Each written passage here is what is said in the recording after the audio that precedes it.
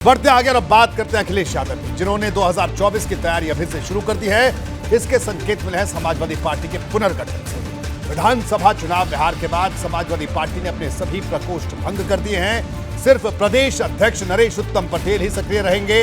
अब इंतजार इस बात का है कि अखिलेश जो नई टीम बनाएंगे उसका स्वरूप कैसा होगा। सूत्र बताते हैं कि अखिलेश की नई टीम में भी ओबीसी और मुस्लिम चेहरों को बड़ी जिम्मेदारी मिलेगी, जबकि ब्राह्मण वोट बैंक के लिए भी एक विशेष टीम तैयार की जा रही है।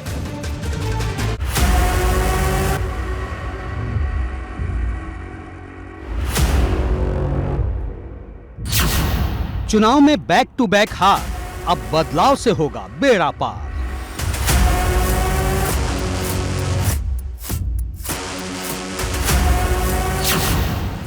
साइकिल की मरम्मत में जुटे अखिलेश, 2024 की तैयारी का पहला संदेश।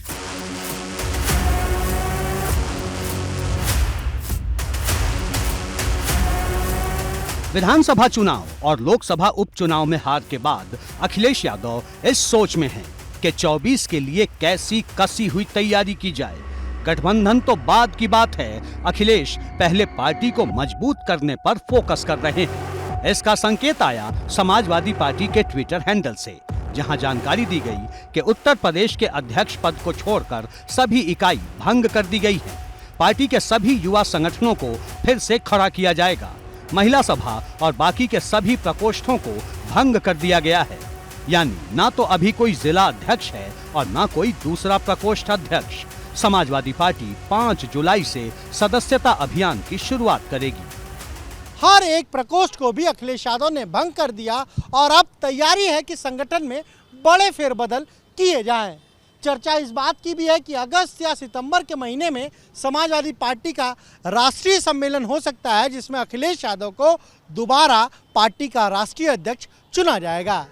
वैसे भी समाजवादी पार्टी में जुलाई महीने में ही जो सदस्यता अभियान है वो शुरू होता है और जो 50 सदस्य बनाते हैं उन्हें सक्रिय सदस्य माना जाता है और वो फिर डेलीगेट्स को चुनते हैं। आरोप लगते रहे हैं कि अखिलेश चुनाव की तैयारी बहुत देर से शुरू करते हैं, लेकिन अखिलेश ने 24 की तैयारी अभी से ही शुरू कर दी है। अब चर्चा इस बात की है कि आखिर नए संगठन में अखिलेश यादव किन किन लोगों पर भरोसा करेंगे और किसे क्या जिम्मेदारी सौंपेंगे।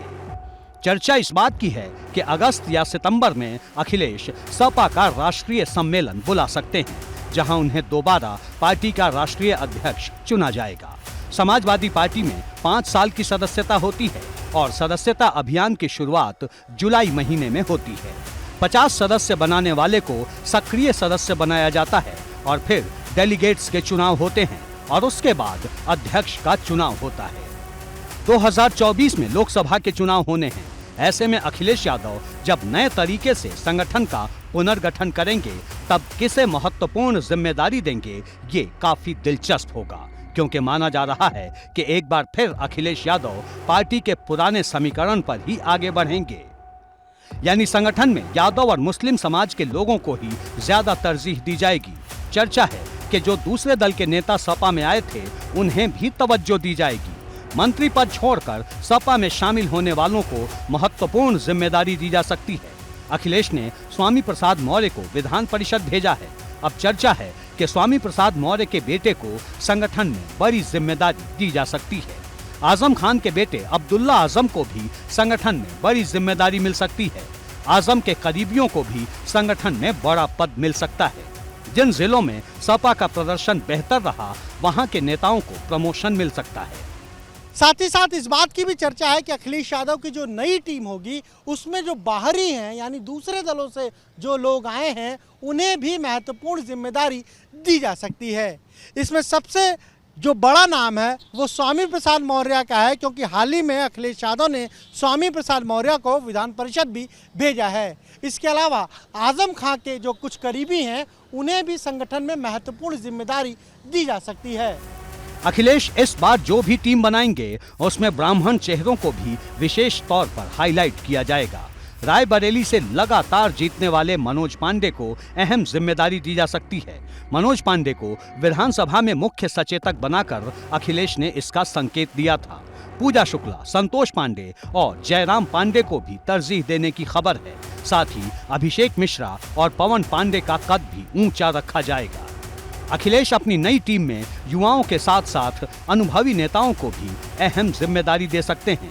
राम गोविंद चौधरी, अंबिका चौधरी और नारद राय जैसे नेताओं को राष्ट्रीय टीम में महत्वपूर्ण जिम्मेदारी मिल सकती है, जबकि पिछड़ा वर्ग प्रकोष्ठ के अध्यक्ष रहे राजपाल कश्यप भी अहम भूमिका में दिख सकते हैं।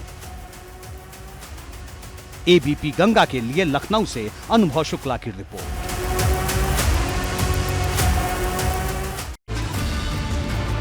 हर पार्टी का अपना ढांचा होता है, हर वर्ग पर पकड़ बनाने के लिए अलग अलग मोर्चे बनाए जाते हैं। समाजवादी पार्टी का संगठन किस तरह का है, ये समझने के बाद ही आप अखिलेश यादव की नई चुनौती को समझ सकते हैं कि आखिर वो किस तरह से संगठन की नई कमान तैयार करने वाले हैं। कैसा होता है सपा का संगठन, आइए जल्दी से मैं आपको बताता हूं। राष्ट्रीय कार्यकारिणी में 51 सदस्य होते हैं। राज्य कार्यकारिणी में अध्यक्ष समेत 101 सदस्य हैं। जिला स्तर पर जिला कार्यकारिणी बनती है। नगर संगठन के लिए नगर कार्यकारिणी बनती है। विधानसभा क्षेत्र के स्तर पर भी संगठन का खाका तैयार होता है और ब्लॉक स्तर पर ब्लॉक समितियां बनाई जाती हैं। बूथ स्तरीय संगठन के लिए प्रारंभिक समितियां, हर स्तर के संगठन पर सम्मेलन आयोजित होते हैं। यह है सपा का संगठनात्मक ढांचा।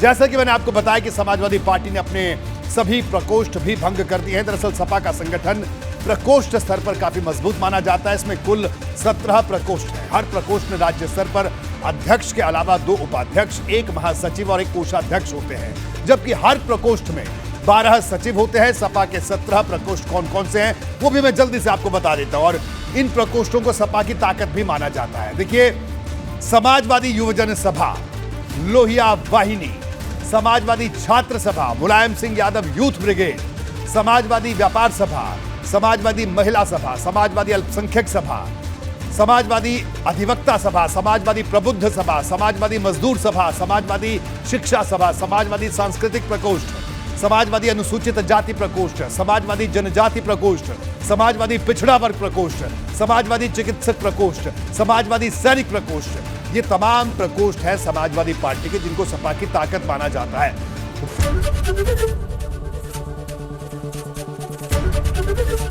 एबीपी गंगा, खबर आपकी, जुबान आपकी।